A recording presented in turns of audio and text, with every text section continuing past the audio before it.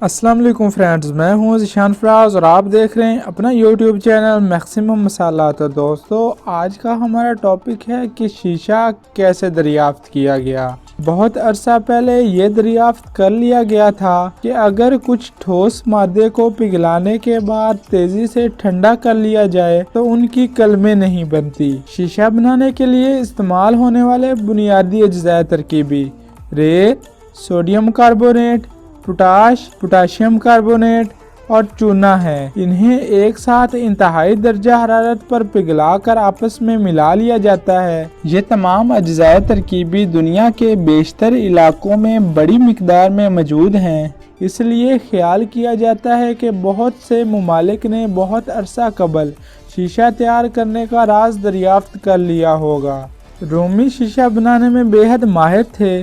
ان کے علاوہ قدیم مصر، ہندوستان اور ٹیکسلا پاکستان کے لوگ بھی شیشہ بنانے کے فن سے آگاہ تھے۔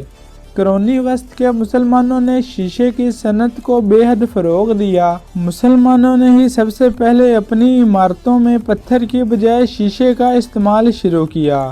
چلیے تو فرینڈز، ہماری آج کی ویڈیو یہیں تک۔ مزید مزے کی ویڈیوز دیکھنے کے لیے میرے چینل کو سبسکرائب کریں اور بیل آئیکن کو دبانا مت بھولیے گا۔ میں ملتا ہوں آپ سے ایک نئی ویڈیو کے ساتھ۔ مجھے دیجیے اجازت۔ فی امان اللہ۔ اللہ حافظ۔